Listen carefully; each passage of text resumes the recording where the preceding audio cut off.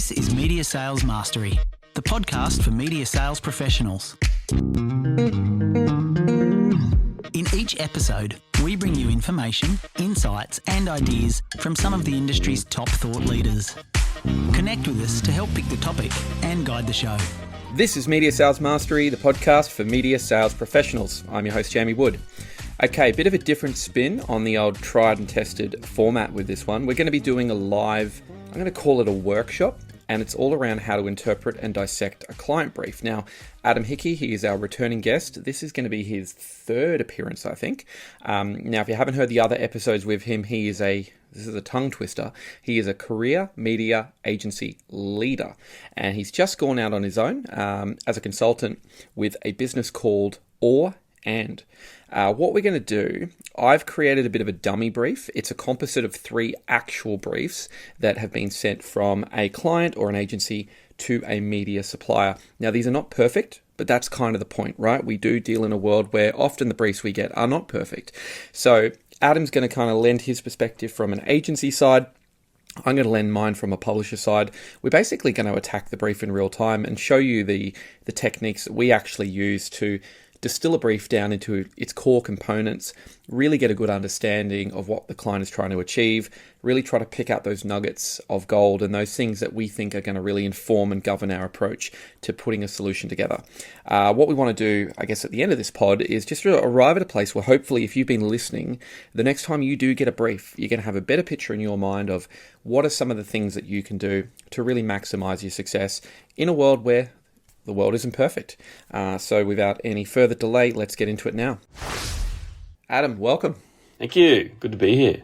It's cool to do this format, mate. This is a new approach to what we would normally do with a podcast, where we'd both be doing audio only. We're now sitting on a video call. We've got a brief in front of us that we've concocted. I've concocted from really 3 other real live client briefs. So this is sort of a dummy brief. And it's just interesting to kind of set this up. So, what's your sort of perspective on the exercise we're doing today? How did this sort of come about in your mind? And what did you think would be a really good use of our time for the next hour? I know how critical the brief, and I do that in inverted commas, is in what we do, particularly obviously in media sales, but marketing as a whole. And I don't think there's such a thing as talking about this stuff too much, because I also don't think it's been cracked really yet in the day-to-day of what we do. And I don't know if that's just, poor practices crept in, a lack of discipline. I haven't been at university in about 20 years, but I'm not sure if brief writing is part of the curriculum or academia at the moment. But I also know that industry pundits tend to spend a bit of time talking about this too. Every 6 months, Marketing Week will do a piece on the brief. And interestingly, there's been some research that's come out from, I think, the UK or the US with a team who call themselves the Better Brief Project, which really, for me, most recently crystallised not only the value, but the import of our industry getting this right. But while that piece is about client agency, it's not far removed from agency sales or briefing into a media sales context, because we live and die by the context and the content we have access to succeed.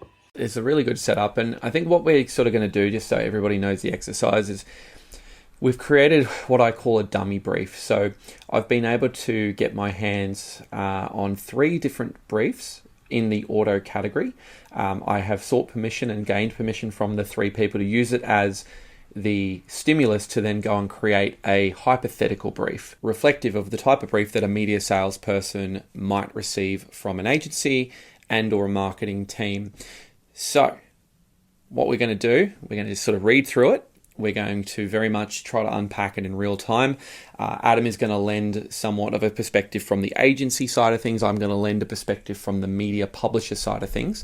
And what we're trying to do as an exercise here is just to show, to simulate what it might really be like actually sitting in a room and interrogating or shaking down a brief, trying to pull out the nuggets, trying to pull out the things that are relevant or have utility, trying to pull out the things that are ambiguous or could be open to misinterpretation. And I think we'll either kind of decide at the end of each section what would be the next course of action. Are we comfortable we've got all the information, or would we need to go back and seek some sort of clarification or further discussion? How does that sound? Sounds good to me. I'm looking forward to getting tripped up and second guessing my own processes. So this will be good. I like it. And I will say also, this is deliberately not a perfect brief by design, because the briefs we get and the briefs we write are not perfect. So this is all part of the authenticity of it. So the first thing we have in the brief is the campaign, a section saying campaign, and it is the all new compact four-door sedan. Brand and model name has been withheld. Let's give it a dummy name. What are we going to call it? What's this new brand coming to Australia? Call it the Homer. It has to be the Homer. Okay, the Homer, yeah. If anyone's seen The Simpsons where Homer gets to design his car for the everyday man, that's the photo that we're using for our stimulus. So, okay, so first thing. So you've got that, the campaign. It's all about a compact four-door sedan, and it's called the Homer. Yep. What's the first thing you think, reflecting on that? I look at that and go, cool, good headline. A lot captured within that. You're telling me what you're about to tell me about. My biggest call out for the start of a brief, and this is from experience more than anything, is just an opportunity to introduce entertainment, excitement, or fun for the person reading it. So I think obviously work in a very creative industry. We don't need to shy away from what is this thing and why is it excited, and use this part to be a bit verbose. Right? Why are people who are going to see this going to get excited about what this is? So, I mean, as far as headlines go, I think putting a headline on stuff is good so people know what they're reading. But I do think it's an opportunity to bring a bit of entertainment into what you're doing so that the person reading it remembers it from all the other briefs that they're looking at. If they take a bit more time, they go home and think about it when they're talking to their spouse or when they're in the shower.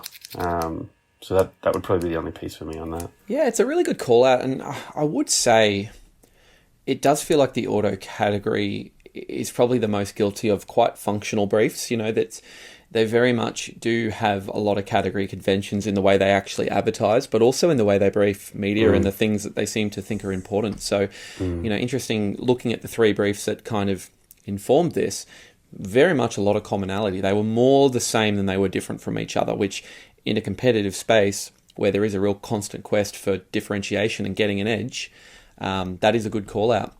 Next one is proof point, which is the heading, proof point. And the statement is top seller in parts of Europe. Now, the first thing I'd say here is having a proof point something that would typically be in a media brief? From a marketing context, absolutely. It would be not in a media brief, but a marketing team briefing an agency or anything directly about the campaign and the intent. Proof points are great. Proof points are why this is going to work.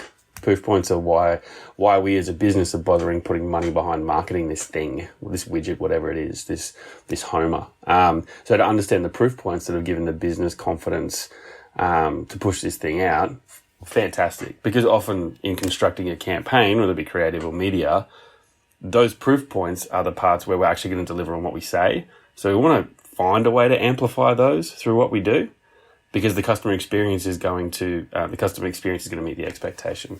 So that's how I interpret the idea or the terminology of proof point.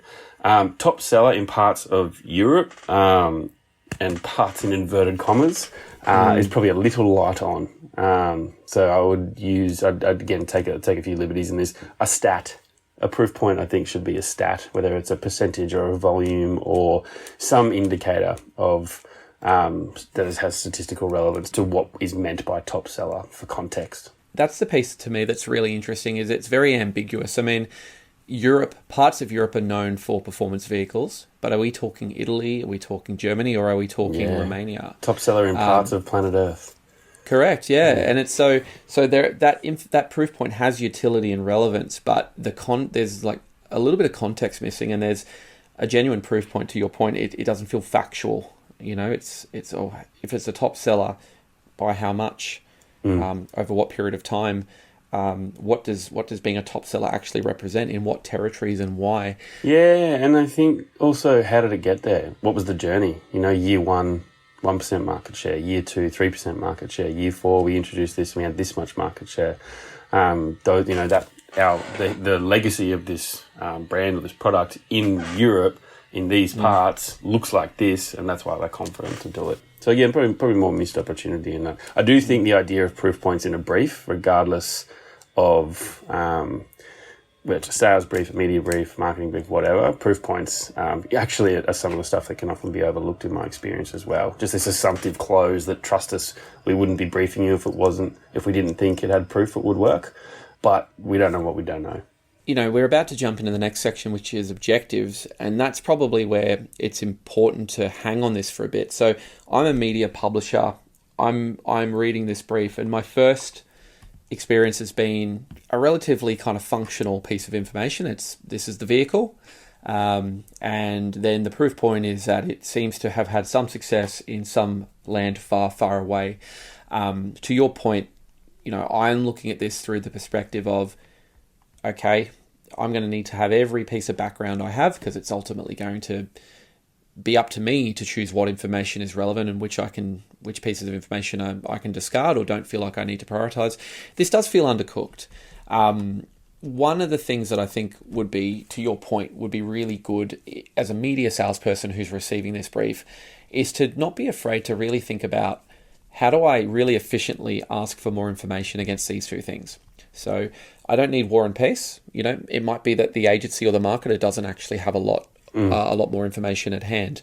But are there some open-ended questions, to your point, that can maybe bring out a little bit more kind of rich information that would then give me a little bit more context around this than just what the words that are currently on the page? Yeah, and I think you've got some content that you've recorded historically around discovery, right? And around going through that process, and that would absolutely be the time to deploy that. So we're going to jump into the objectives next. So objectives. Number 1, establish this make and model, the Homer, in the Australian market. This car is the flagship vehicle of the client.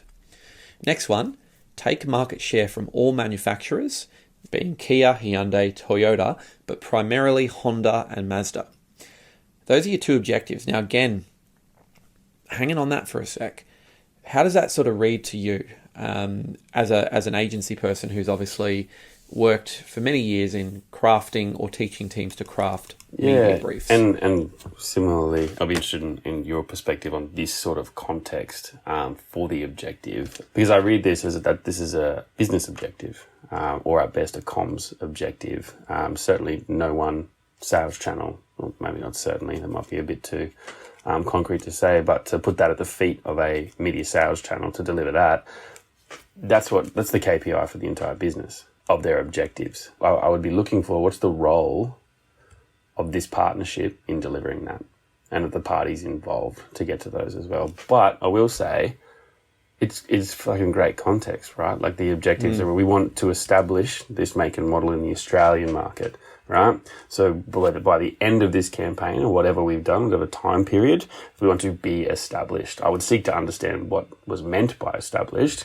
But if it is literally just, you know, we want to have a brand recall of from 0 to 4% or whatever's being measured, or we want people to be aware of the campaign, great. Gives us a little bit more context on what you're trying to achieve. And in terms of flagship vehicle of the client, does that mean there's some latent kind of unassociated brand awareness for this car, right? Like I think about, you know, the Ford Mustang, right? Before it was launched in this country. Hollywood taught us what the Mustang was. Yeah. Right? So even though no one in Australia, or very few people in Australia, had ever owned or driven one, right, and the experience wasn't there, hadn't even seen one in the flesh, there was some sort of latent awareness.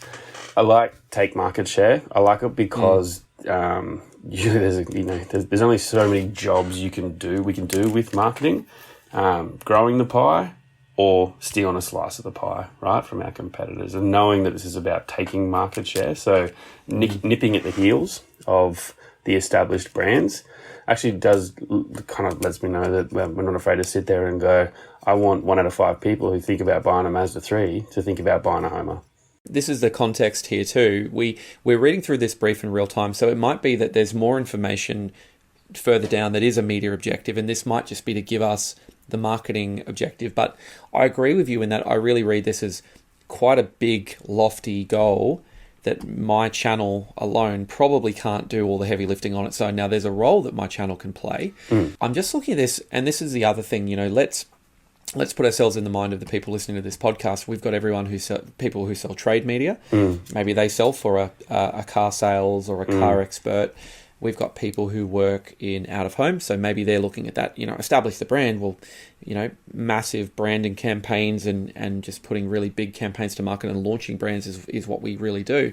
Then there might be some people who sit in sort of more of the digital space, and they're maybe looking at this going, I'm very much looking at this through the perspective of like, what kind of content can I serve that highlights the features and attributes of this car and really depositions a Honda or a Mazda.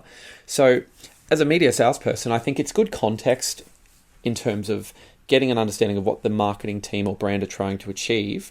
You don't want to take it too prescriptively, but there's a level of debate I'd have around, is it really quite advantageous to them to brief this in? Because even if they're briefing us for reach, and we know that they also want to do these things, that we might be able to come back with something they hadn't even considered. So is it sort of leaving the door open to go, we're going to give you the brief and we're going to tell you exactly what success looks like, but here's the context, and if you can do a job for us over and above the objectives, we're open to hearing it. Yeah, agree wholeheartedly. I would add as well, what's the success metric for these objectives? How will we know when they've been reached? Just so it's kind of clear how it's being measured would be something I'd aspire to include in a brief, just to, again, really clearly demonstrate what it looks like. It's an extreme example, isn't it, though? It's like, take market share. I mean, are we talking about 10 cars? Like, genuinely, are we talking about 10 cars here? And by virtue of introducing a new model to the lineup, when we sell one car, that's one less Mazda that gets sold. So we can achieve that as well. But I will say with all of this, and I can understand how it gets chunked out, particularly for a sales brief, I have no problem with context, as long as at some point it gets to the point of what the job is that needs to be done. So I don't think any of this information is wrong to include so far. I wouldn't assume so. And the fact that we're both sitting here going, I'm actually interested to know more, or I'd like to ask questions about this to know more about it, is a good thing as well. So we're jumping into the background, right? And so this is another point we can hang on. The sequencing of information in a brief. We went up the top and our first thing was, need a bit more background. And then we've sort of leapt down to the fourth section and we're like, oh, here's the background. Is there actually a best practice in terms of, to your point, we really need to think about the story or the journey? Like, is there actually some thought behind how you actually step out and ladder out that information? Or is it, as long as it's all captured in the brief, doesn't really matter what order it's in? My preferred approach to briefs is separating out context from the nuts and bolts. So it's really kind of almost like your resume, right? Where you've got your cover page, which is where you get the opportunity to talk about and through what it is that you're trying to achieve, and then you've got your resume, which is the bones of it, and they work really well hand in hand. But they also both do separate jobs. Kind of one's more kind of emotional and intimate, and the other part's more kind of rational and has credibility built behind it. Those probably one thing I like to do, which is have particularly for media briefs, is have the nuts and bolts really clearly to the side, so media sales professionals know that that's coming. They don't need to hold that in mind, that it's not sort of being there. But then, you can mess around with it. Let me take it back a step. I think storytelling is an often overlooked part of a brief. And sometimes it can feel counterintuitive to have a 3-page brief, but sometimes it's the most enjoyable part of someone's day as a media sales professional, to receive something that has a narrative and some storytelling and some kind of entertainment within it as well. And I think we can weave that background into it a little bit better. And whether you're doing it from a linear perspective or from an established order perspective, as long as it kind of makes sense.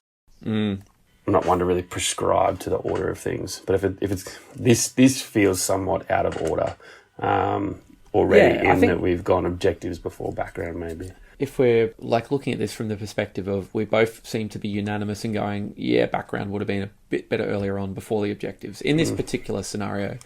But that's okay. We all make mistakes.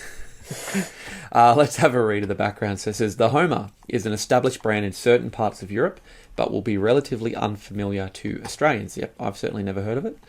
Homer has not historically had a 4-door sedan. So this is the manufacturer.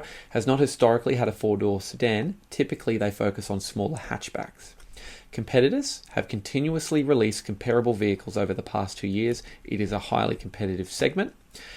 Homer is looking to position this sedan as more functional and practical for young families. They don't want to be seen as daggy though. The motor category as a whole is experiencing significant declines in sales. The closest competitors range from negative 25% growth to negative 75% total sales volume since 2019. So obviously COVID related in the new car space. I mean, again, it's background, it's important context. I read it and kind of go, it doesn't feel easy to read. No, but I'm sure it's all there for me. Yeah, it's all there. It might be missing a bit of a so what. There's nothing wrong with having a go at translating something for someone as well. So Homer is an established brand in certain parts of Europe, but will be relatively unfamiliar to Australians.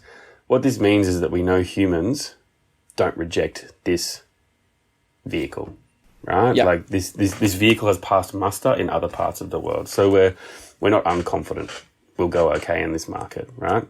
So when we put stuff up there, we're not going to get blowback. You know, Homer's not historically had a four-door sedan. Typically, it's focused on smaller hatchbacks. Just a little bit of why there. So maybe even a teaser for anything that might come later on. Why a sedan now, then? What's the insight for this organisation that's unlocked investing in bringing a sedan to Australia? Because, again, those nuggets can be what gets amplified through a channel or something like that. And I think highly competitive segments, assume that's good to know from, and the sales team would know that as well, probably from other inventory they're carrying, but just acknowledging it up front. This is a noisy space. Yep. Translating that is we're either going to need to use more impact or innovative solutions or one thing or the other. Is kind of we're open to those because of this noise. So what does a competitively noisy category means? So yeah, I think again, just slightly missed opportunities to maybe tease stuff that's coming on further, but link the background to mean something. See, yeah, it's so funny hearing your perspective because it's absolutely correct and it's funny reflecting. So this would be how I'd interpret this brief. I'd go to an established brand in certain parts of Europe, relatively unfamiliar to Australians. So my first thought is, okay, well, there's a job to do building awareness, right? So as a media supplier, goal number one is to go, this is a new proposition or a new product in the Australian market. It is relatively unknown.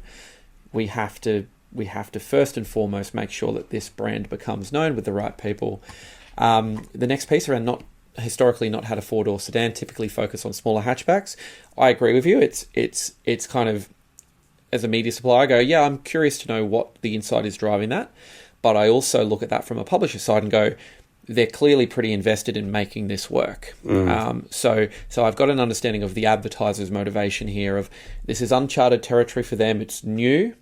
They're potentially going to be leaning on us as a media organisation to think about the research that we might have into our audience, some insights that we can provide to supplement and support and make their recommendation more defendable back to their stakeholders.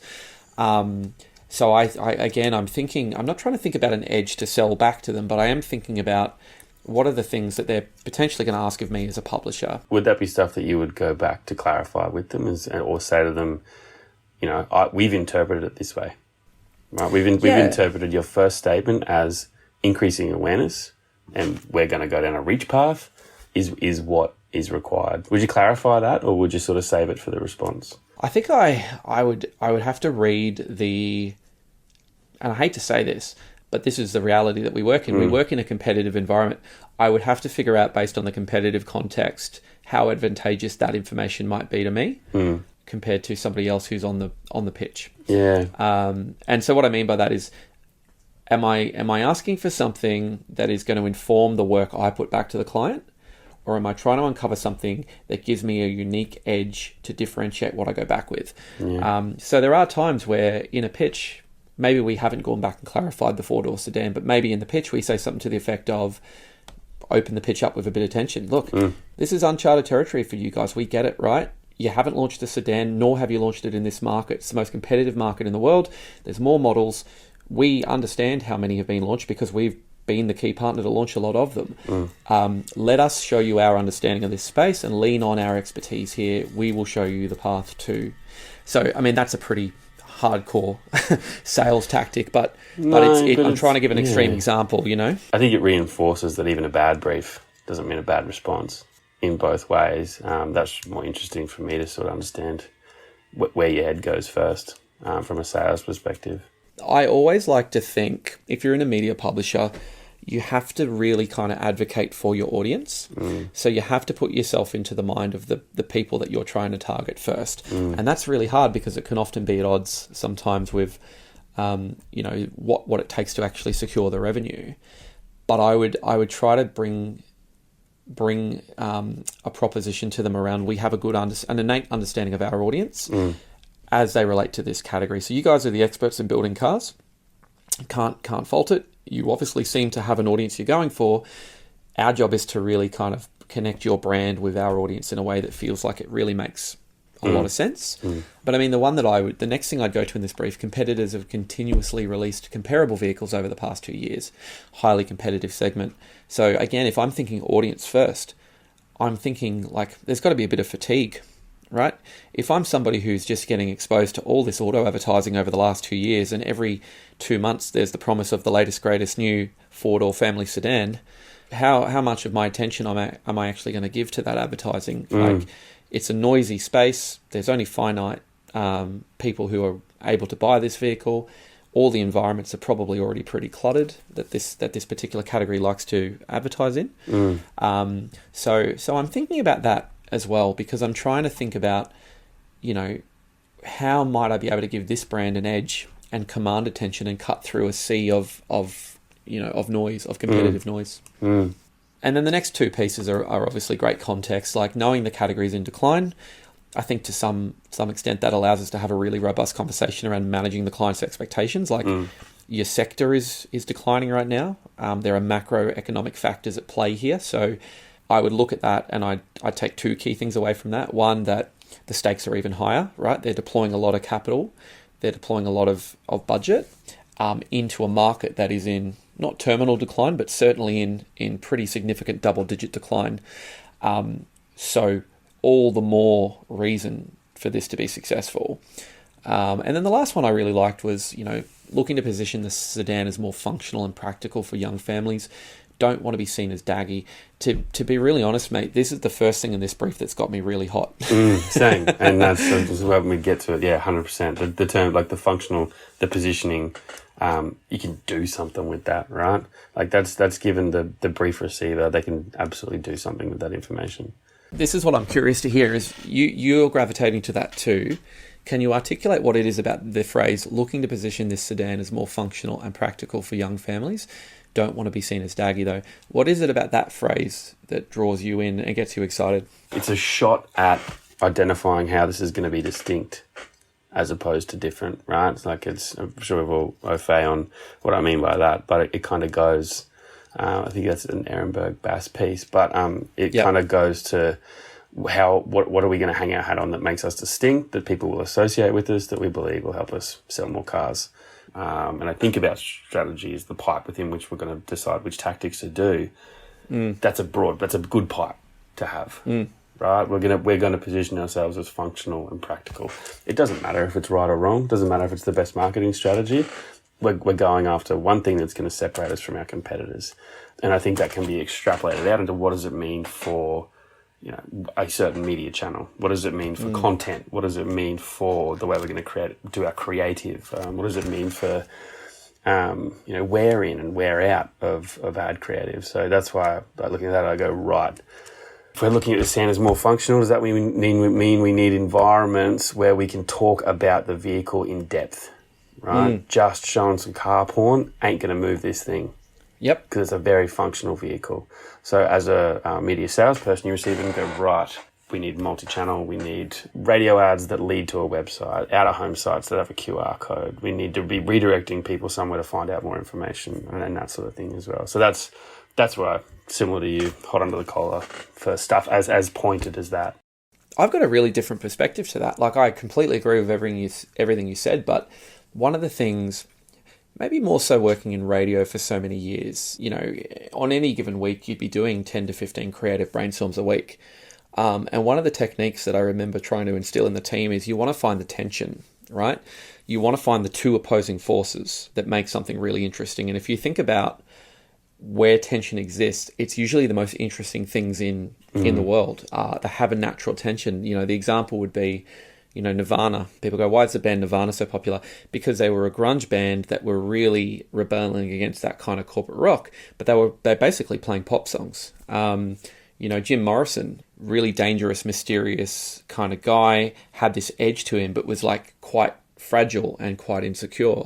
Marilyn Monroe, you know, America's sweetheart, but had this very seductive side to her. So the most interesting people in the world, you'll usually be able to pick. There's a real dichotomy in them, and I think particularly when you're thinking product here, I like these two opposing forces because I feel like this tension becomes really exciting, creative territory to explore.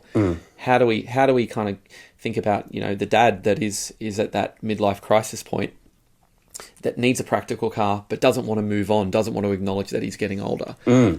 So I even we might not be creating this client's creative, this is the type of thing that I just think informs a really cool dialogue I could have back with the client. It's really interesting. Yeah, sometimes like that co-creation thing is actually what gets the brief more exciting, isn't it? Shit, yeah, and it's quite visceral, right? Like you can put this in. I think as well something that a device I lean on probably too much is analogy. Analogy is a really good communications tool. I mean, and a brief is inherently in place to make communication structured, and you know, we want to make sure that everyone has all the information they need, but not only that everyone has the information, a brief is designed so that everyone gets it.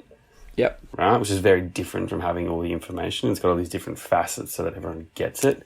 An analogy can be a really powerful tool with that as well. So when we say functional and practical for young families, but not daggy, does anything in the world exist that actually is similar to that as well, so that we can understand how, like, the association to the consumer. This sentence itself is probably the most powerful piece of this brief to date, because it's literally covering the product positioning, which will manifest in the creative, the target audience, which are young families, and kind of what will differentiate it from, make it distinct from the category, which is functional but not daggy. You know, you can see if you're somebody who's writing these briefs, right?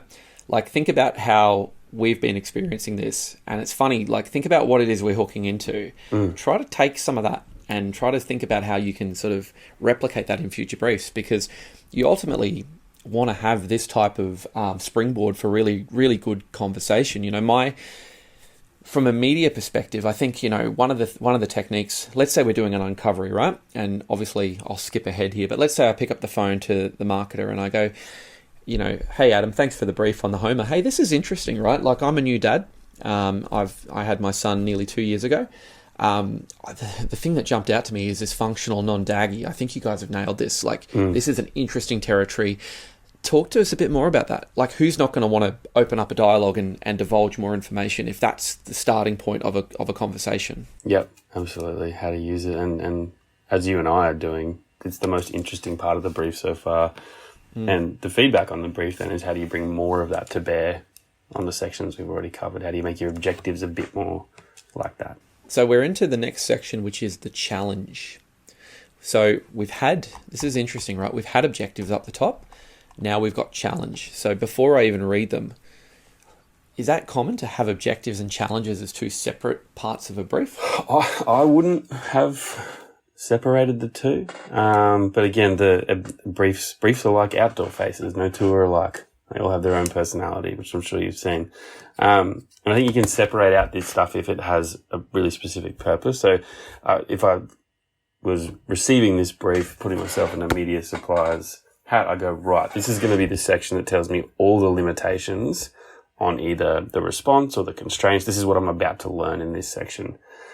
But I think it then goes into just talk more about a blend of kind of background proof points and objectives, like other objectives woven in there. So it's kind of doubling up and muddying the water a little bit. But I think maybe we read through it, yeah. Yeah, let's have a read through it, because I agree with you. So the challenge is, Honda and Mazda sedans will be the main comparable models in the Australian market with our target audience. Okay, that's useful to me. Need to make sure that our vehicle is seen as a preference over this vehicle or these vehicles, whilst not cannibalizing sales of our existing smaller hatchbacks. The final one is lots of cross-consideration from family sedans to SUVs or AWDs, which is all-wheel drives. Need to try and capture this audience too. Okay, first thing I'd say is it's a pretty schizophrenic set of challenges. It's like we don't want to take share from ourselves on our smaller models. We know this is the audience we want to go for, but we also want a bit of this audience. These are the two main people we want to go after, but I haven't really qualified why in terms of Honda and Mazda are the two we're targeting. Why? And I think some of it's already been stated before as well. Like you've said, Honda and Mazda got it, right? Yep. Like it's that which earlier in the piece was framed as an opportunity, or a kind of, I wouldn't say an insight, but an opportunity to win in the category. You know, we're going to literally go after these people who are thinking about these products. Now as a challenge, it's almost framed as, well, we need to watch out for these guys. Whereas previously I would have said, let's put you right next to these guys to capture their audience. Now I'm reading it that maybe that's a risky strategy because when the two are compared side by side, we might lose out. Yeah, I think that's a good call. I mean, again, putting the media salesperson hat on, right? Because the world's not perfect, as I say a lot. Let's say this is the only brief I have and this is the only information I have to work off, and the budget behind this thing is so significant I just have to have a crack. There is still some information here I can extract. So I'd look at it and go, Honda and Mazda sedans will be the comparable models. Okay, cool. First thing I need to do is I need to go and familiarize myself with what Honda and Mazda do when they go to market. What channels do they use? What creative do they put to market? Is there any trend to their seasonality? Is there any sort of brand tone that they have? Are there particular environments they seem to favor? What do I feel if I reverse engineer their strategy? What do I think they're trying to achieve? That's interesting in two ways. One, it's going to get me more familiar with the competitive set. It's going to get my mind into the category. Two, it may very well govern, to your point, my approach. Am I going to completely flank Honda and Mazda, or are we going to take the battle to them head on? Don't know yet, but that's something that I'm just taking out of this brief and going, that's an important thing that I need to consider. How do we make our vehicle preferential? Well, so we want to make it preferential over Honda and Mazda, but also not cannibalize the smaller hatchbacks. Okay, that actually is important business context, right? Like I can see how a marketer or a manufacturer would want us to know that that's important to them. Don't know what I as a media salesperson could do there, but I would potentially just look at it and go, that's something that just needs to be acknowledged in the brief, and if they ask us what we're doing to potentially avoid that scenario, we need to maybe be armed with something that can substantiate that we're not going to be doing that. Yeah, and as you go back through the brief before you present your response to the client, checking these things off and just saying, what's their point of view on our response in relation to challenge number 2? This gives you a bit of an acid test for it as well. I think the idea of that they, like, again, we're talking both about structure and content within it, and Honda and Mazda have been raised before. I guess tactically, as from a media sales perspective, whatever format you're selling, there's nothing wrong with coming back with a Honda and Mazda case study for how they sold sedans last year. And going, shit, mate, it worked for them. And this is the automotive category. And guess what? They ain't doing it this year, and this stuff's available for you. Do you reckon that's why we have a culture of case study reluctance, though? Because if I'm Honda and Mazda, I'm sitting there going, yeah, okay, there might be some benefit in me showcasing some great work. But if the purpose of that case study could be to actually take it to a competitor and get them to replicate the strategy, do you think that that's a risk? Like, do you think that's a tough grey area? Yeah, obviously if you're going to do like a formalised case study, you'd need the client to sign off on it. Yeah, true. Yep. But because, I mean, not getting into the minutiae of it, anything that's happened historically has happened in the public domain. You're free to talk about it. You just obviously you wouldn't want to quote stuff like that. So making room for it in your response to talk about your experiences in the past in the category.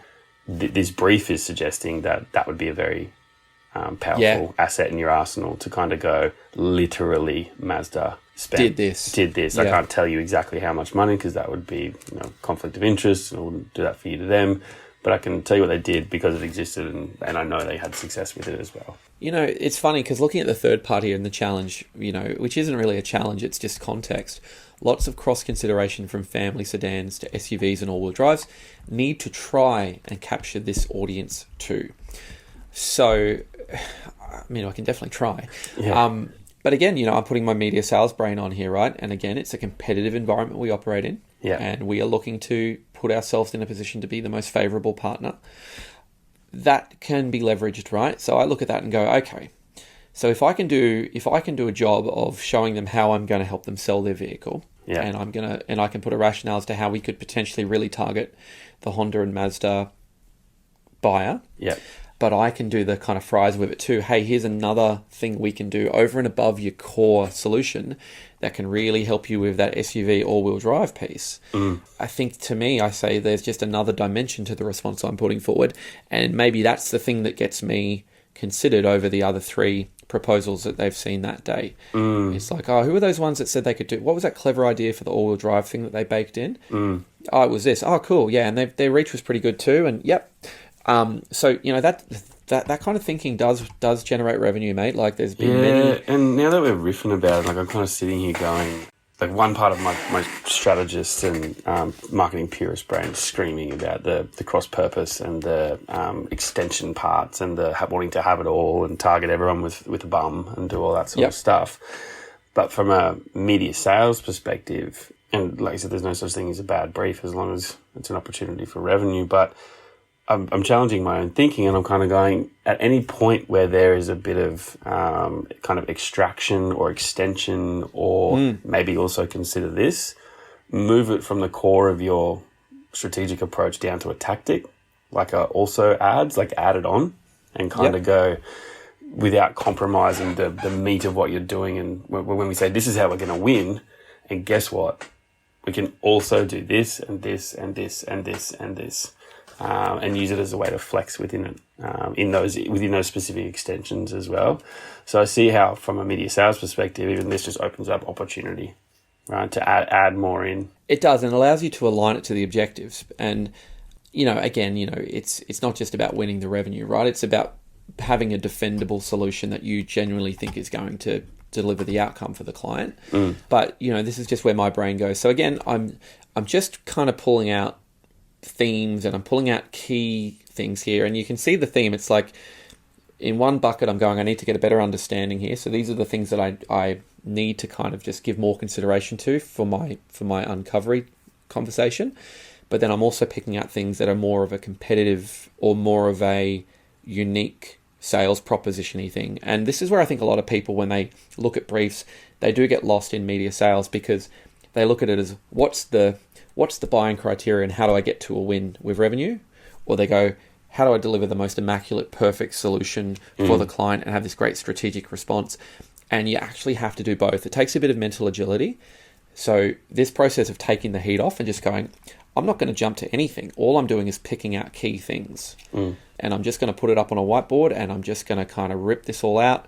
And then this can be more developed at a later stage, but at the moment I'm just trying to kind of go through the brief with fresh eyes. So we're down to the audience, and I think this is going to be an interesting territory, because I reckon the sell it to a functional family car that isn't daggy probably should have been an audience insight. But the demo is 25 to 54, 90k plus household income in full-time employment.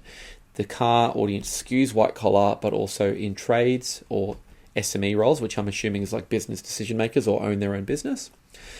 Basically, the headline is average Australian families, suburban residents, car is the preferred mode of transport.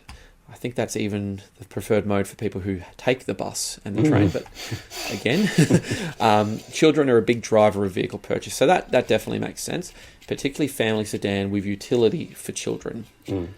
So, again, detail-y, a little bit of stuff I can pull out of that, but relatively kind of straightforward. Anything you're picking out of that, or any kind of comments on that? The audience part of the brief, who we've identified, whether it's primary, secondary, whether it's core versus halo, whether it's a buying demo versus marketing, because a marketing communications demographic can be different to a buying demographic in media as well. Like, the buying demographic translates to the currency. But importantly, they're calling out the audience in here. I get my hackles rise when I read stuff like skew white collar, but also in trades and SME, because there isn't much outside of that. And that there's 3 points within this audience part that continue to come back to everyone with children. So I try to look into the content and kind of go, what can I do with it and what can I make it mean?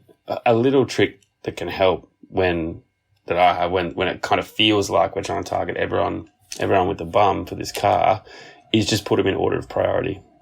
So skew white collar is priority number 1, right? Tradesman is priority number 2, and SME roles is number 3.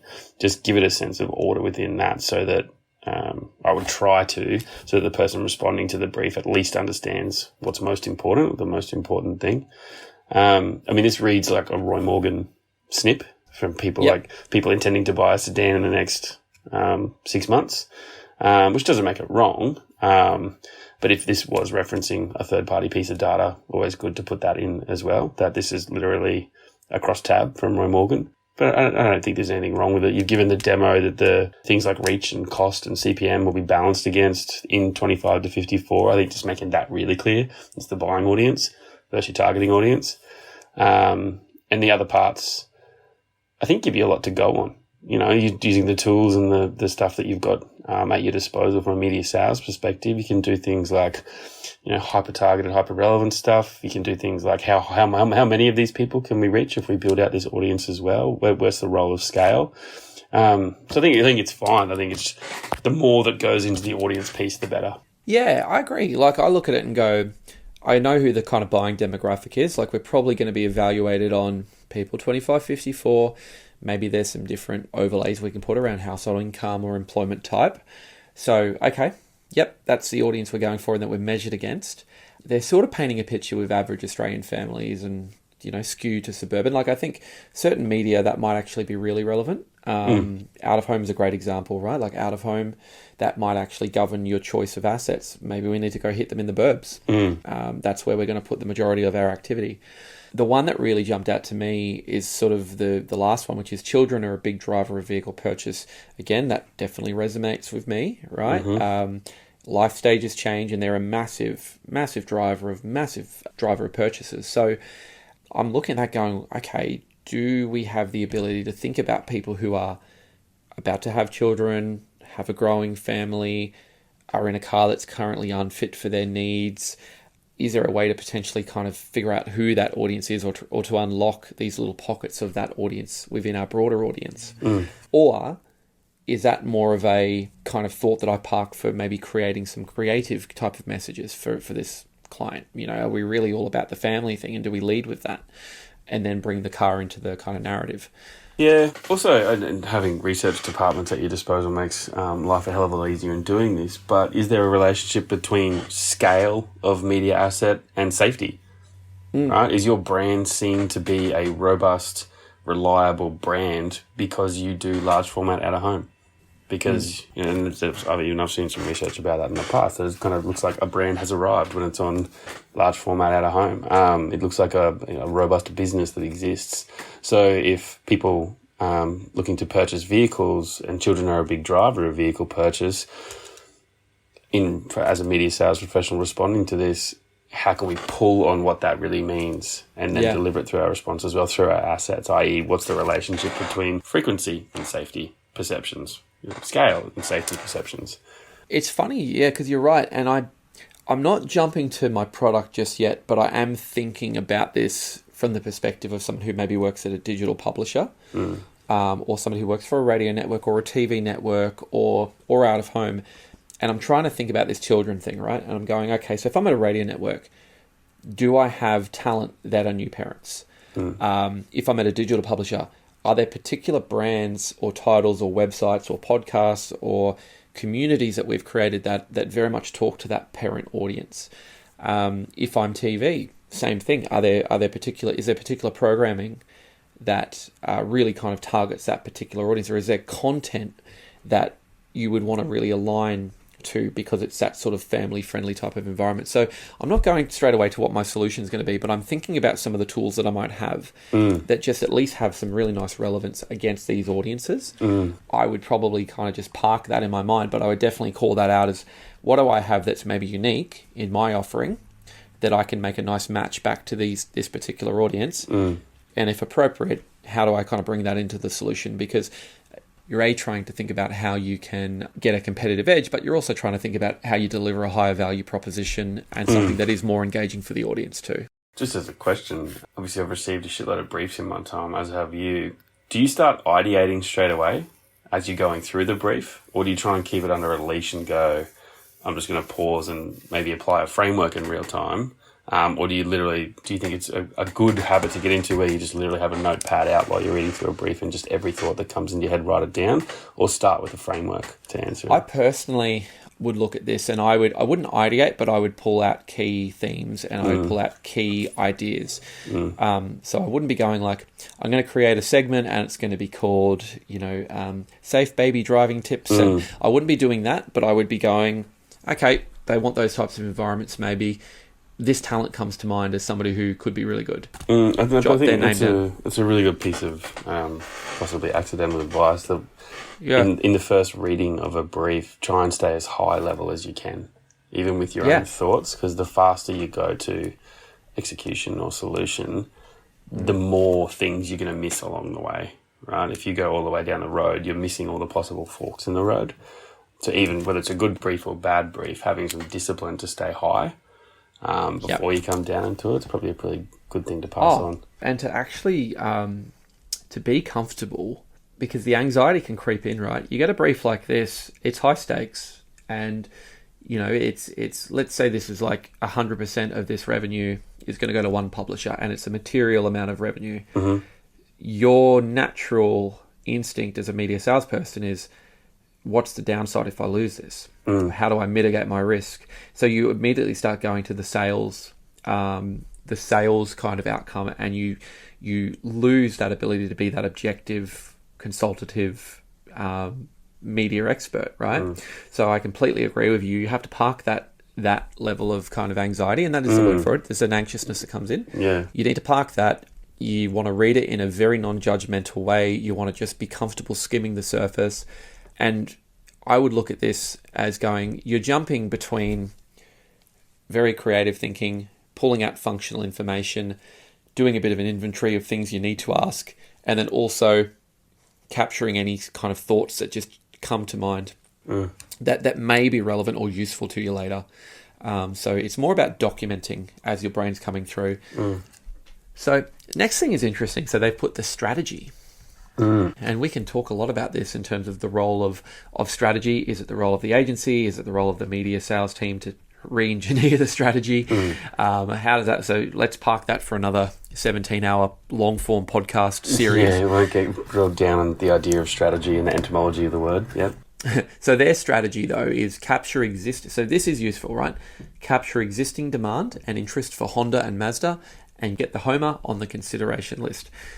So that's a tactic, first of all. But they've spoken about Honda and Mazda 3 times now. They've told us they're an unknown brand. Their strategy is to basically take market share.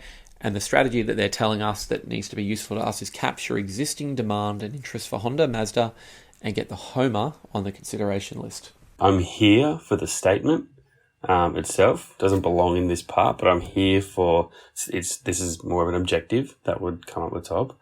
But words like capture existing demand and interest, right? In my head, I'm hearing intercept, right? Identify purchase journey, all those sort of things. And then get on the consideration list. That's a measure of success.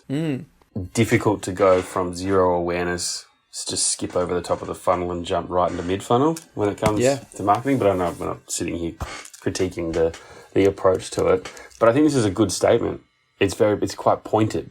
Right? It's literally, this is how we're going to achieve our goal of selling a shitload of Homers, is we're going to intercept the demand that exists for our closest competitors, and we're going to make sure people actually think about us. You know who this is a bit of a lateral thought. You know who I think has a very similar strategy to this in a different category? Hungry Jacks.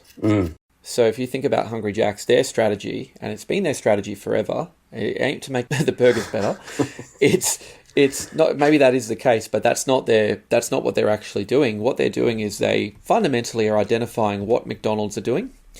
They're replicating that at a lower price point, and they're getting the sale with a pocket of consumers that are price sensitive. And kudos to them, right? I actually admire and respect the fact that they're just very overt in the way they roll. Let these guys prove the market. Let them put all the money into R&D, and then we'll replicate, reverse engineer. We'll price it a couple bucks lower, and we'll get that consumer. And we'll take our 10% market share all the way to the banks. Thank you very much. We're happy. Exactly right. Unless it's the new Nerds Warhead Slurpee, which is their own concoction, which clearly would just be having the tills ringing off the hook. Absolute game changer. Yeah. There is a brand, similar category. There's a brand called Pita Pit, which has been around for a little while. Yeah. Whose store footprint strategy was to open across the road from Subways. Subway, because they were basically a sub in a pita. The difference being that they cooked it in front of you, the protein in front of you, as opposed to Subway doing sandwiches. So, it's precedent for it, right?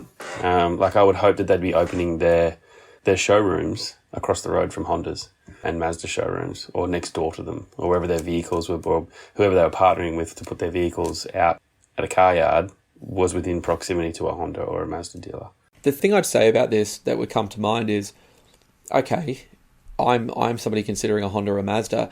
I still haven't really got what it is that's going to make me switch, right? I personally have a Honda. It's a great car, right? And I knew that's the car I wanted before I went and bought it, and I knew it was the car I wanted for a long time. It's got to be something pretty compelling when I'm very late down that kind of consideration or that purchase funnel to then switch to a completely new, semi-unknown model. Particularly in this category, which is quite homogenised, quite a lot to do with top of mind. Yeah, and this is the interesting area of discussion is, let's say they are at a lower price point. Is a lower price point necessarily an important thing or a motivator for people who are having young families, who care about safety, who maybe do actually tend towards these brands, which are not the cheapest models in the market? So there's a lot to unpack here. So I would probably say that one is one that I would just put as I like it. I think there's some territory to play in here.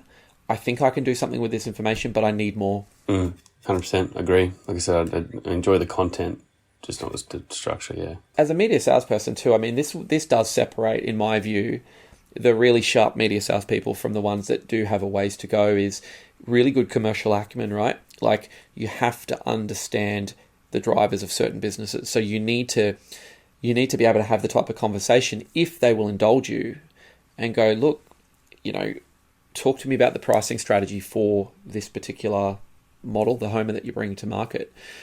Is your strategy to go to market at a lower price point? Are you looking to upsell at the dealership? Do you make your money on the back end in servicing?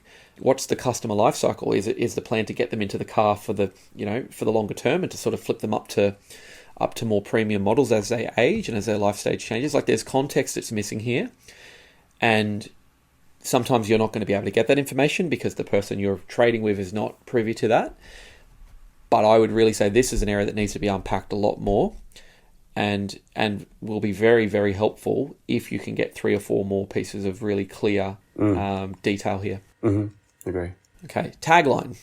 The tagline is, for the Homer, is designed with you in mind. I don't mind it. It kind of rhymes. Yeah, designed with you in mind. Bit of alliteration.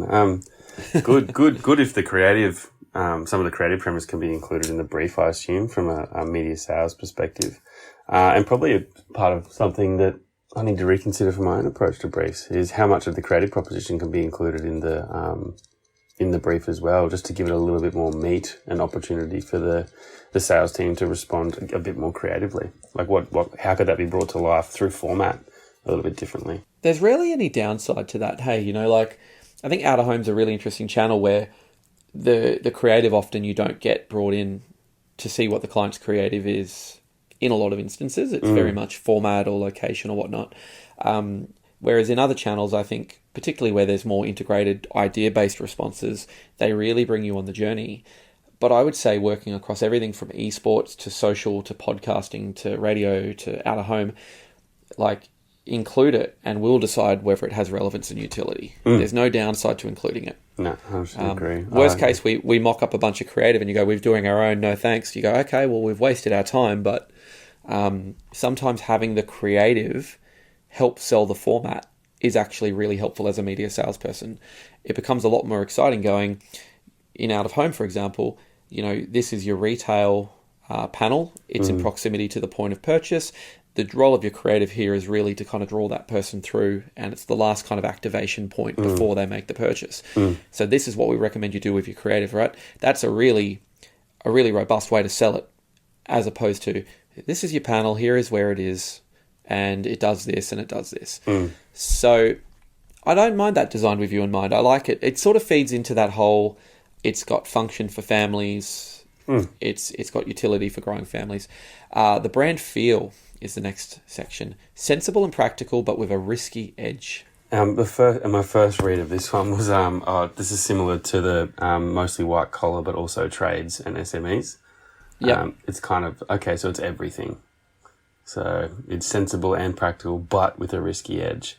But as we're going, and sort of marinating on it a little bit more, it's a good challenge. Right, it's a distinct position if they can land it. Right, they're not saying we need you to do something with this. The brief is providing this context. Maybe you can amplify it. Maybe you can't. Maybe you guys have ideas around what it looks like as well.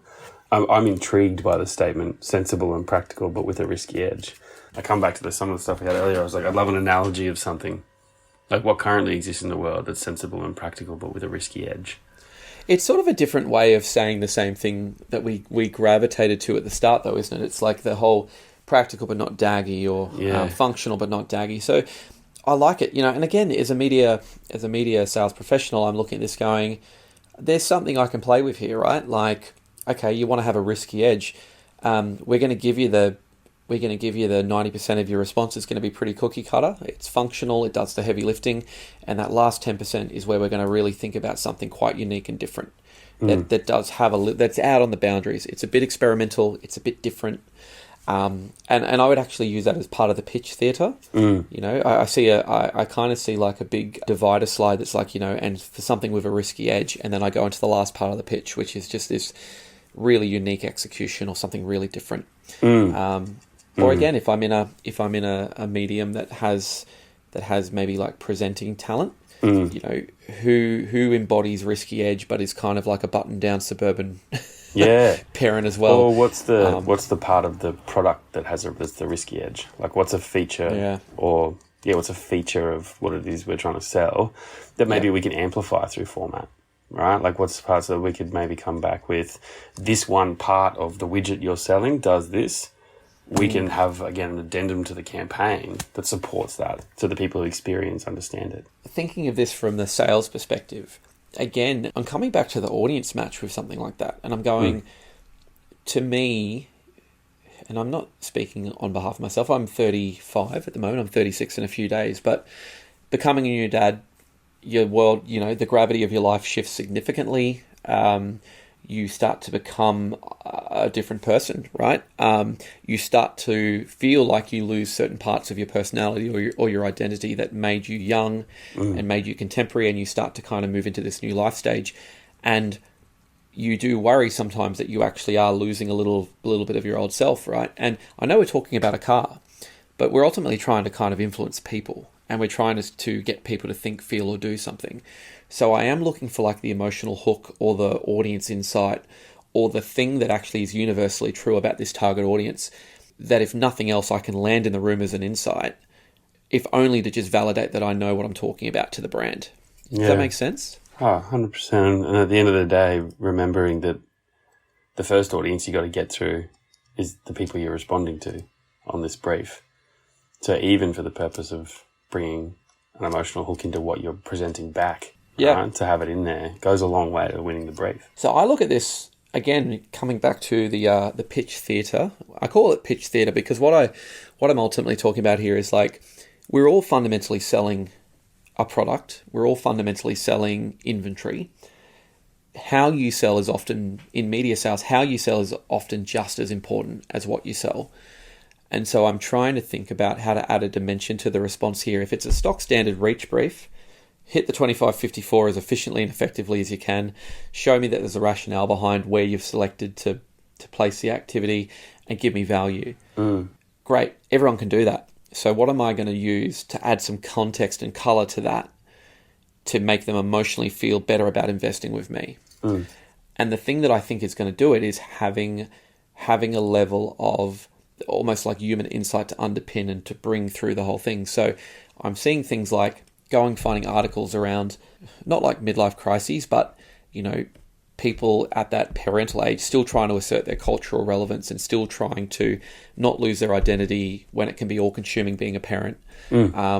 Thinking about, the conspicuous consumption, getting an understanding of like, there is still a level of like social currency that comes with rocking up to the school gate to pick up your kid in a cool car, right? But not sacrificing functional utility. And as a parent, I'll take form over function 9 times out of 10, right? Like you want stuff that makes your life easier as a parent. You don't care how it looks. A car is different, right? A car is one of those things that actually we do use as a status symbol or as something that we kind of use as an extension of our personality. So there's a lot to kind of bring into the pitch here to give them a level of, to give the client a level of kind of feeling like we really get this audience that you're going after.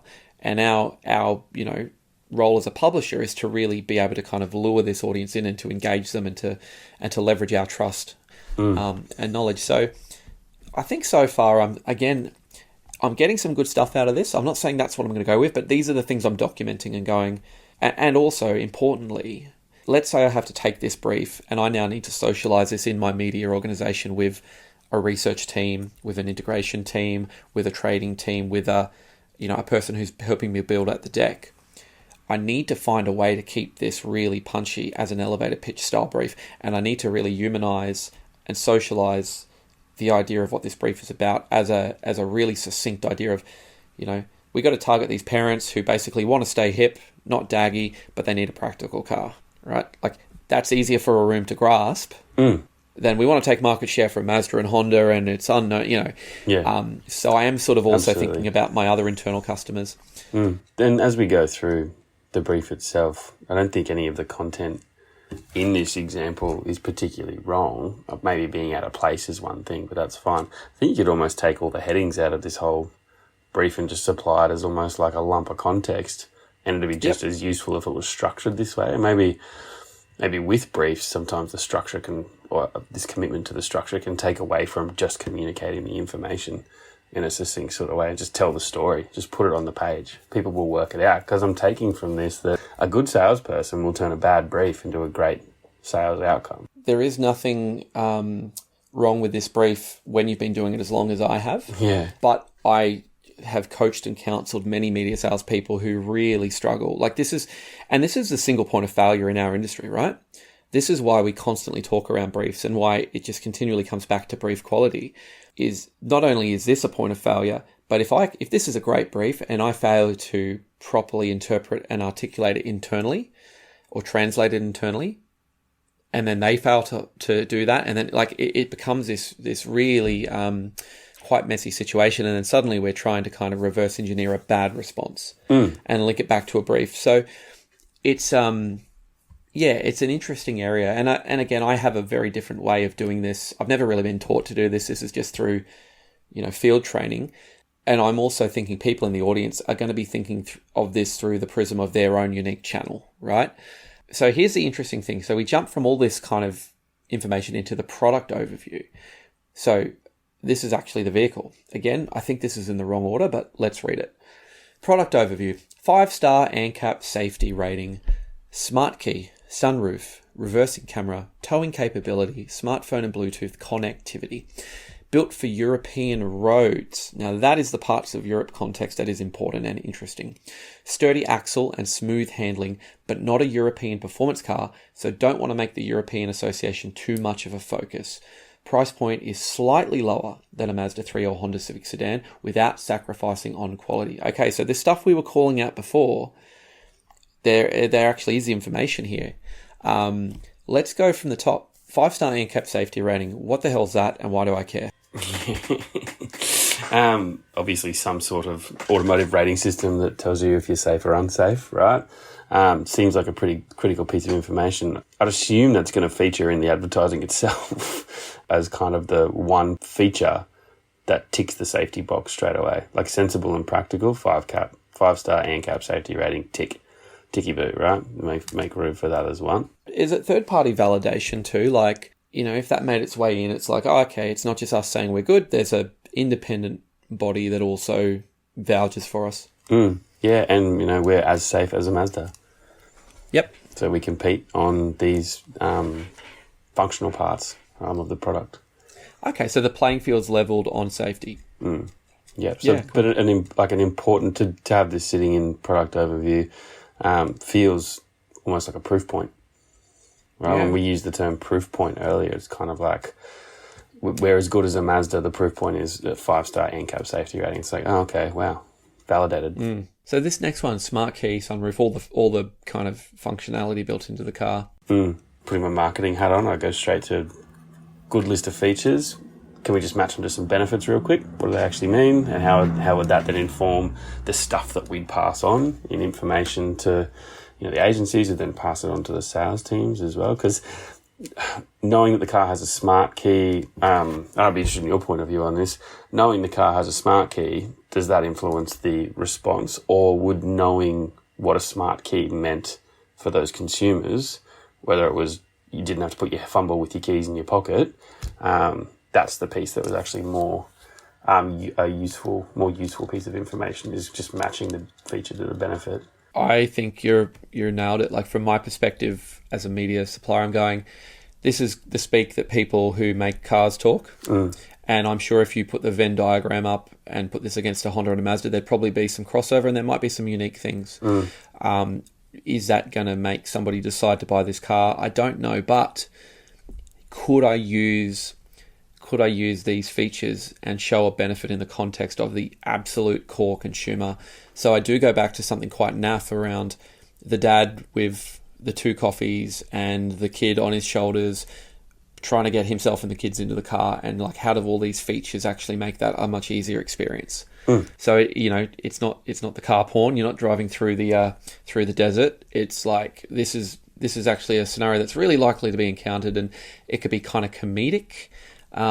It could kind of really deliberately defy the way that this type of car is normally advertised. And I think, again, I would really look at this as a sales pitch tool and go, you need to cut through. The way you're going to do that is by being different in the way that your creative is put together.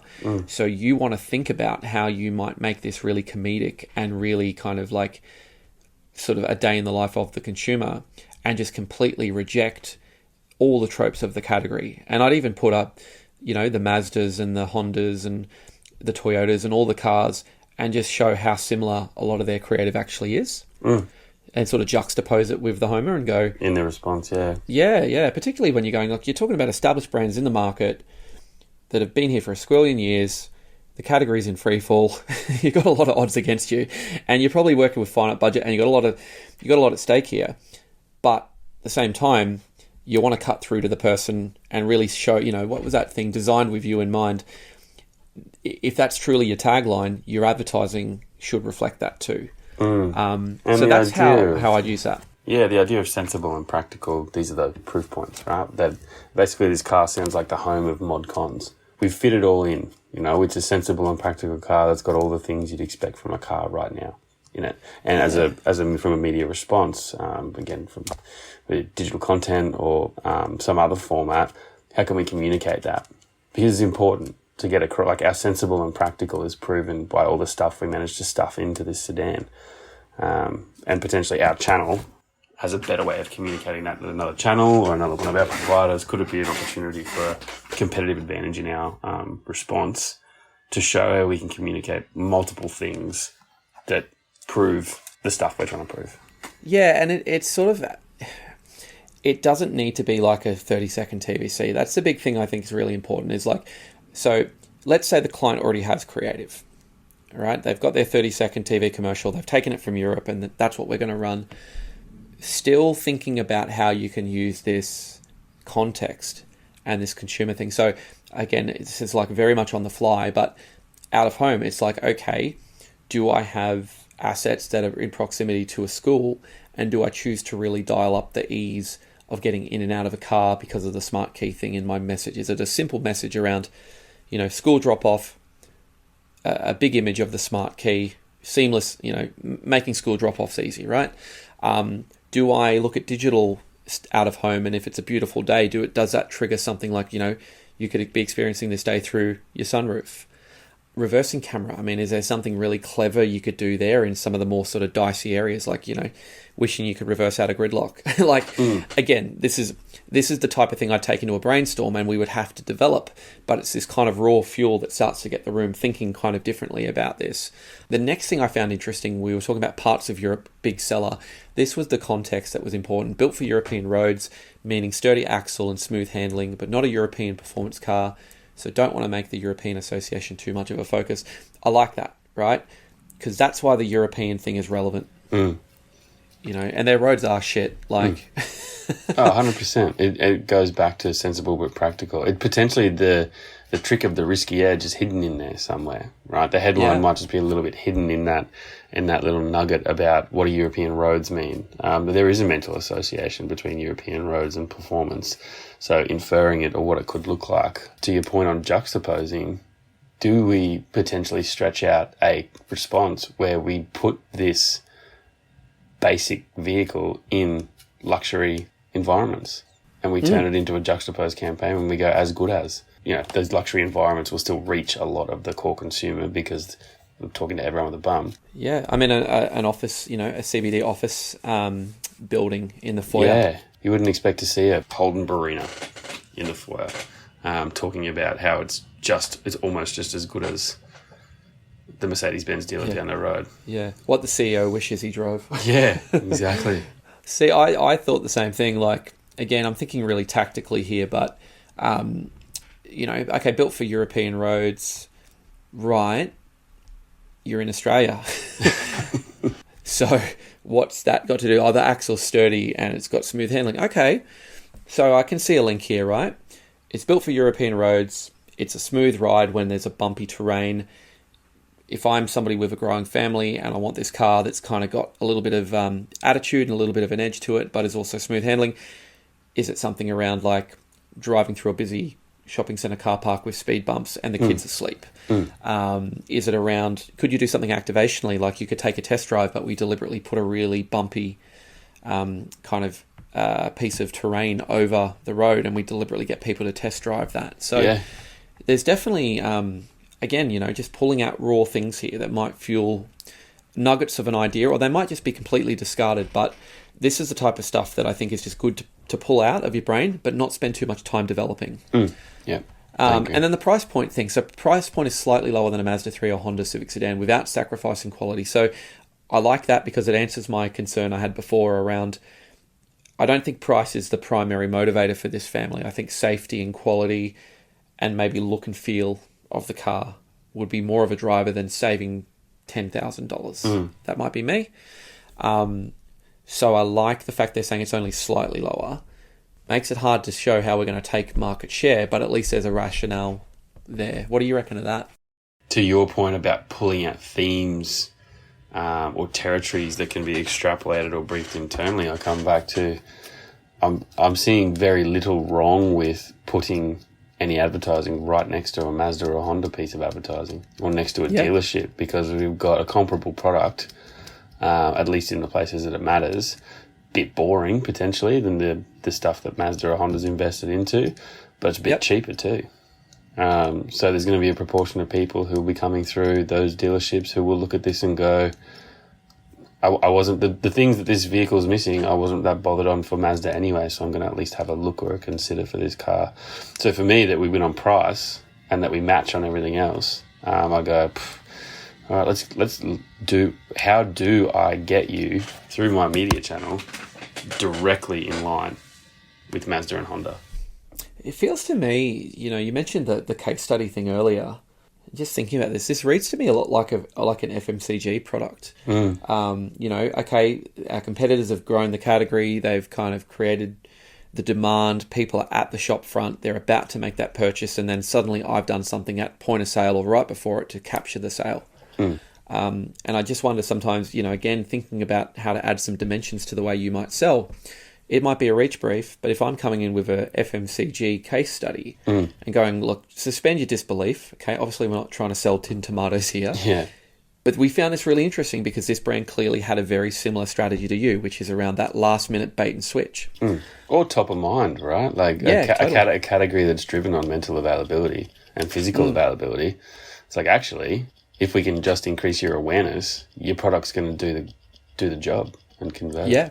And so we get into the detail part now, which is the important stuff, right? So budget is $570K. Now, who knows if that's a big budget or not? It depends on the channel. However, the timings are April launch phase, May to July maintenance, and they're looking at East Coast metropolitan cities. So that would be Brisbane, Australia, Sydney and Melbourne, with a focus on Sydney and Melbourne. That doesn't strike me as too odd or surprising. I guess I'd be curious to know if that's just to do with their dealer footprint. Yeah, I'd want to, I mean, there's no such thing as too much detail in the budget and the timings and all that sort of stuff. And I mean, if I was giving a brief like this, I wouldn't be bereft if someone came back and said, I just really need to know what you, like, when you say this, is there a limitation on the amount of money you can spend in April? Or are you asking us to come back to you with a recommendation on how much to spend in April? And then weighting by market, is there some sort of proxy for what that needs to look like? Because as we start carving up that 570, we just want to make sure we meet the business needs for whatever's driving that focus. Because you don't want to, I assume you wouldn't want to come back with your reveal and your presentation without having that nailed down and have that muddiness having to be tackled after you've just taken them on this beautiful journey about the things they can achieve. And then you've got 50% of your budget in Brisbane. Yep. It just kind of, they look at that and go, oh, there's a whole lot of work to do now.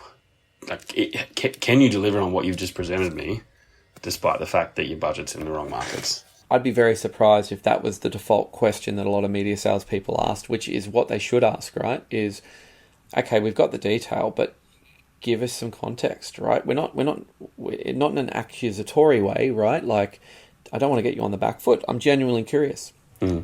Yeah, and I think April launch, you know. Yeah, I think these hard nuts and bolts stuff, there'll be answers ready to go off the shelf. Like these things have been determined, so potentially it was just a bit of laziness. I do get sometimes I do understand. So sometimes the tendency for agencies to brief a little bit more loose in an attempt to see what might come back, but I don't necessarily think it results in a better outcome. Yeah, particularly when it comes to the nuts and bolts of it. Like, there are immutable truths that have to be adhered to when it comes to campaign work and investing in media. So the more detail, the better in that. And the work should have been done already. And I think sometimes, you know, just getting back to the practicalities of selling media, I look at this and go, okay, let's say I've asked you the question, you know, what is it about the April launch? You know, to your point, is there a reason we've weighted the budget that way? Is there any sort of further parameters around weighting to market, areas of focus, etc.? But again, you know, if I'm trying to think about this at a pure making their investment work as hard for them as possible, I'm probably going to start thinking about my inventory and start thinking about how do I really creatively package my inventory, or how do I bundle things together, or how do I sort of stack my schedule in such a way that I really give them that strong presence in April, and do I have some things that I can do to help them get that maintenance phase at a lower cost? You know, like, how much flex do I have to redivide money and to move it around? Can I go outside of those parameters as a way of making my response more appealing? So if I go, look, you want to maintain in July, August, what about if I can give you some free activity for the next 2 months after the campaign, the paid activity ends? Would that help you sell more cars? Would that be something that would be desirable to you? Would that let you review the whole solution more favorably, or do you have to have those parameters to evaluate against? And be comfortable with whatever the answer is. I love the ideas of things like other thoughts that didn't make it into our response because of constraints or something like that, right? Like, it's just putting 5 minutes aside for the response to just flex a little bit and say, I'm going to show you a bunch of things you can't expressly do in line with the brief, but they're really good, and I'm going to tell you why I can't do them. You know, this media asset isn't available in April, and it doesn't really fit outside of launch, but it's a really good fucking piece of inventory for you and your category and what you're trying to do. The constraint is the April launch. Right? In 10 seconds, you've just flexed a little bit more and kind of shown off and given them some more ideas, stuff that may not have made it into the brief response, just because of concrete factors excluded from it. But the idea of showing a little bit of evidence of industry and kind of showing that you were so excited about the response that you looked at things, that even there's this list of impossible things that maybe we could make possible if we wanted to have a conversation and discussion about it as well. I'm always down for that stuff as well. Yeah, and I think sort of drawing this one to a close, because it's not something we need to spend too much time on as media salespeople. Often it is just the detail and the hygiene of the brief. But I might be looking at this and going, okay, you're looking at Brisbane, Sydney and Melbourne. Those are very different driving markets. You know, a family in Melbourne and a family in Brisbane are very different in terms of their habits in very material ways, right? Like there's a different lifestyle. There's a different commuter habit. There's different average journeys. There's a completely different topography to the place they live. That stuff has relevance to the type of decision they make around their car and some of the triggers that might influence the car they buy. So how in the weeds do we get? How much is that just like, no, it's just there to inform the actual investment of media and where you should put it. And that's ultimately up to the media salesperson. But I guess the thing is to balance this, to go, is this the type of thing that you genuinely think you can come back and show a more robust solution for? Or does this help you win, right? Like seriously, does this help you actually win the brief?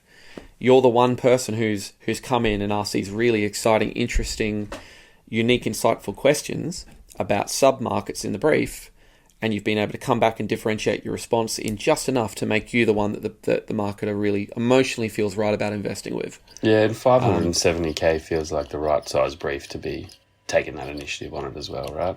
Yeah. Like it's maybe the budget or the price point of the brief itself helps you determine, as I'm sure it does, helps you determine how much further to take it. 570 feels like there's some thought behind the number. Like it's not just a round number. You're like, okay, either they've been dragged down from 600 or they've argued for the extra 20 or... or there's a weird GST calculation that's gone sideways somewhere in here. Yeah. Okay, we're at the last piece. This is normally you don't take 90 minutes to shake down a brief, by the way. There's nothing normal about this. It's fine. The pitch actually was due an hour ago, so... Yeah, it's good. I hope you guys enjoyed yourselves. So, love to see. You do get this a lot on briefs. Media agencies like this one. Love to see. First to market. Integrated solution. Cut through. Consumer insights. Creative execution. So, that's a laundry list of stuff that they'd love to see. What's the purpose of putting this in a brief? Is this too much? Or is this actually a tactic they're using for some reason, do you think? The way it's framed here feels like it's not a Hail Mary, but it feels like it's also throw in the kitchen sink. If it was an agency, it's potentially show us all the other stuff you're doing so that we can repurpose it when we go back to the client. You can say, we've thought about this, we've done that. So, and I'm sure a lot of media sales teams also have some off-the-shelf stuff that can be included in a brief, maybe in an appendix or a brief response. Or otherwise, they'll go, the first-to-market opportunities coming up in the next quarter are this. Here's something no one's ever done before, right? Yep. An integrated solution. This is what that means for us, yada, yada, yada. None of these things have been mentioned yet in the brief. And it's down, for me, it's down in a kind of add-on section. I'd want to qualify that they're add-ons and they're nice-to-haves, and winning the brief, from a media sales perspective, will we lose this brief if we don't come back with these? Or are these absolute mandatories? So you know how much effort you got to put into it as well. It's a tough one for me. Like you said, it's a laundry list of things to include. Is best practice from a sales perspective to just run hard at it and try and include everything, or try and whittle it down? This is why I really enjoy this type of exercise, mate, because I've got a different perspective. I got two perspectives, right? I'm putting myself in the shoes of most media salespeople who get this, and the cynical part of them goes, oh, here we go. Like, they want everything. There's no rationale as to why, and this is annoying. This is just the way they brief. Yeah. It's like, there's no thought given to this, and this is just stupid. Yeah. The other part of me sits there and goes, there's a reason this agency and or marketer has put this in the brief. It reveals something about them as a person, right? And what it reveals to me is that they want to do exciting, fresh, different, unique work that they can maybe boast about or showcase. And so it reveals something to me in going, the buyer profile here is like, whilst they're giving me a pretty straightforward kind of vehicle launch brief, we've, had to decipher, but with pretty much the mantras of a brief, they do want to see something with a bit of X factor. So my brain leans to, I don't see these things as extra ancillary things to throw in. Like, well, hey, here's your brief, and here's a first-to-market idea, and here's an integrated idea. I actually look at it and go, I can weave all of this into my solution, and it's actually going to mean that I'm probably not bound by the kind of constraints I would be if this brief was really functional. Yeah, right. So you take it and go, these are mandatories. They've used the word love, and we need to weave this all the way back up through everything we come through. Yeah, I like that. It might be a personal preference, but this is just the type of media that I like to sell, man. I really don't like selling or trading really one-dimensional media, like transacting. It doesn't get me excited. It never has. It's not the way I sell. There's many people that are brilliant traders and brilliant negotiators and love the numbers and the data, and that's their strength. And I go and employ those people, but that's not me. And so does a good sales team get around? So an account manager will receive this brief and be responsible for running point on it. Does the business support them in building a response that includes all these things? Like, do you like to see it? It's different, right? So in my business, I'd probably want to be part of the co-creation of this because it's a large brief and it's something that just gets me excited in terms of some of the things here we could do. Some media sales or some media houses have a creative integrated solutions unit where the account manager's job is really to maintain the relationship and conduct all the different stakeholders, but fundamentally the heavy lifting in terms of the ideation and the building of the solution and the packaging is done by a specialist team. In some organizations, it's one poor bastard sitting on his own at his desk or her desk having to do the whole thing. So it's not a level playing field. And so for me, I'd look at it and go, I just think this is kind of just all in it's a lot of it is in the packaging. We're not actually really doing anything completely different to anyone else, but the way we can sell it can make it feel that way. So I would, looking at this, right, the way I would set it up is if we go into the pitch with the client, we go, we're looking to do some really different things with this brand because it's a unique challenge in a really competitive space. And so there's some things we're going to do we haven't done before, but we feel really confident are the right because the data's really informed that. We really feel that this needed an integrated approach. We needed to harness the right assets and we needed to really think about how they could work together in order to get you cut through in this market in a cluttered category. We've really dug deep into who the actual core consumer is and got an understanding of their life stage, their triggers, what's meaningful to them, how to engage them. And then we're using creativity to really bring to life some amazing ideas that capture attention, that really make sure that this brand stands out, right? And what I've just said is literally reading the 5 things and putting it into a bit of that would be my agenda, right? So straight away, it's like, that's the language they like. They're leaning in already. It's fresh, it's exciting, it's new, it's different. Maybe I'd add something into the pitch that maybe creates a bit of tension as well. So I might say something to the effect of, we got a really unique opportunity right now, but we have to really move in a very particular way. We have to be smart because it's a very competitive battleground out there. And we're seeing already that this category is heating up. Now that's truthful, right? But it's a piece of information I'm going to put at the start of the pitch. To let them know that, like, you need to lean into this and you need to really there's a lot at stake here.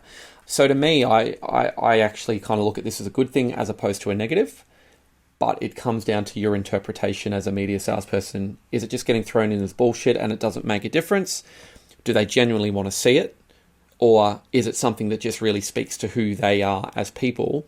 And does that actually allow you to then craft the way you sell to them? It could very well be that we go in and say, these are really analytical buyers and they just want the detail and the rationale and the numbers. That would be a different play to going in and selling with that kind of first-to-market-y language. So what I'm hearing is the love to see section is the window to the soul of the person who wrote the brief. And 100%. Ignore at your peril. I think just don't have a cynical view to it, right? Like, because we see a lot of the same language come through in briefs, we often kind of think it's a lazy brief. It's like, it's really easy to copy and paste the same phrase and churn it out. But I think it would be remiss of people not to look at it as an opportunity. Because again, this is the dichotomy of what we do in media sales, right? We need to do the right thing by the client. We also need to win. Okay. And that's the truth, right? Like, you need to win the revenue, right? Your job, your livelihood is linked to winning that revenue. You have to do it in a way whereby you're doing the right thing by the client, you're playing the long game. But make no mistake, you have to set things up so that the odds are stacked in your favor when you go to pitch for that business. And you need to use a combination of really good strategic thinking and really good kind of creative thinking and really good knowledge. But you also have to use techniques that actually make you stand out from your competition. No different to how an agency wins an account, right? You could be the most capable agency in the world and you can have all the sophistication and the best people. If you can't go and sell what you guys do and get the client excited around your proposition, all that capability is irrelevant. Yeah, and on a day-to-day basis, it's kind of like what we're circling the drain on is the minimum viable output is not a sustainable sales portfolio strategy long term, right? Like you cannot fall into the trap, regardless of if you do it every day. You cannot fall into the trap of assuming every day is the same. Yeah. And approaching it by trying to reduce the amount of effort to get the same output. It needs to be fresh eyes, fresh face, fresh heart, fresh mind. Even a bad brief is better than no brief.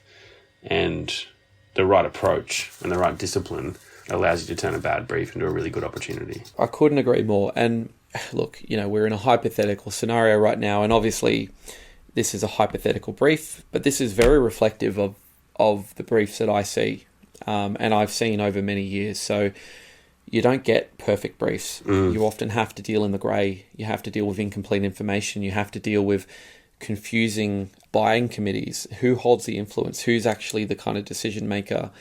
You don't necessarily get more than about 70% of the information you need, or you get very, very specific information that you almost put a constraint on yourself in terms of your thinking. So, go back and give them exactly what they want.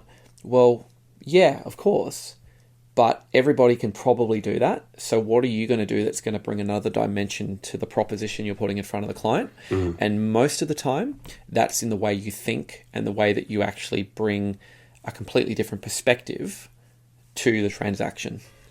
But at the same time, I don't think we want to understate that there probably is a big structural issue in the industry with bad briefs, right? Yeah. And I'm not saying bad briefs from anyone in particular. I'm saying bad briefs throughout the entire value chain of client right through to publisher. Yeah, and unfortunately, it's a critical part of what we do. Agree, mate. That was awesome. That was good fun. Yeah. What do you reckon? Is there anything to wrap this up? I think the one thing I'd say is I'll put a link to my LinkedIn and to Adam's LinkedIn in the show notes. Reach out to us both, and we'll send you a copy of this brief if you want to. For those of you following along at home, the hard thing here, and this is kind of a call out to the people listening, is if you've got a brief that you have and you are comfortable with us to be able to take it and dissect it, I'd actually love a real life brief. I know that that's kind of taboo, but maybe you're somebody who gives briefs to media. I don't know if you'd be listening to the Media Sales Mastery podcast, but if I think this is an area that requires constant discussion. And you and I have been in the industry for well over a decade doing this. We're devoting our Thursday night to talking about it. So clearly it's a passion point and an area of focus for both of us in our respective areas. So, mate, I'm going to wrap it up. Thanks for your time. I'll put a link to you, everything about Andor in the show notes. Thank you. That was good.